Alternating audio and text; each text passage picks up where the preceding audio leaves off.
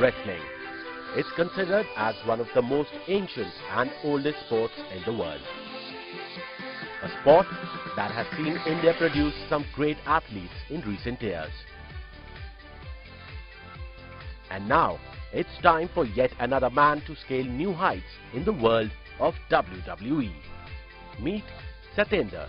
From a very young age, he had passion for wrestling.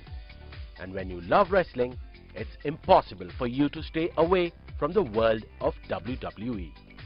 मैं छोटा सा था, हमारे कजन्स हैं, चाचा ताऊ के लड़के, वो करते थे रेसलिंग। फिर पहले मेरे दादाजी थे, वो भी बहुत अच्छे रेसलर थे लोकल अपने गांव के।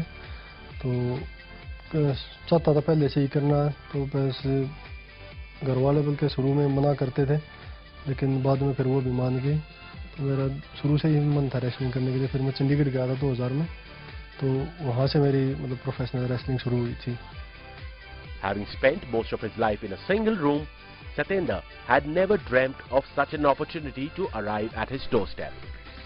But when it did, he grabbed it with both hands.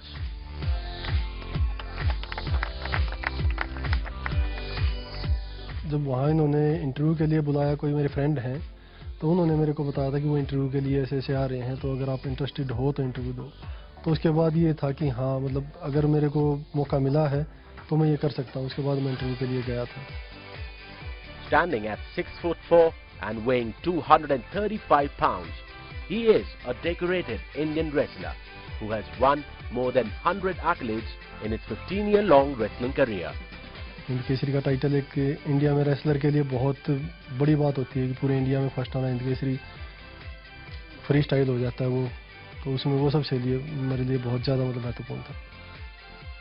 So was he just lucky to get into the WWE? The answer is no.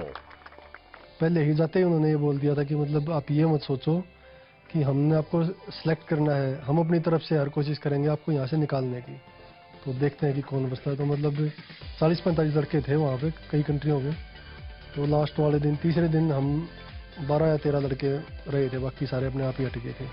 पहले ही दिन लग गया था शाम को, जब मैं वापस होटल में आया तो चलना मुश्किल हो रहा था। उस टाइम तक चला नहीं जा रहा था मेरे से, क्योंकि स्क्वेट बहुत ज़्यादा लगवाई थी उन्होंने।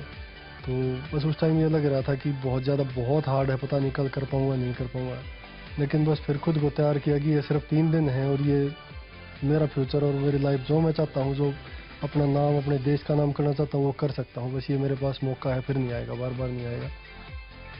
The man has had a humble beginning to both his life and professional wrestling. And all that Satyendra wants to do is to make his country proud and make his dream to make the best wrestling stadium in his village come true. We wish him best of luck and hope to see him in the ring as soon as possible.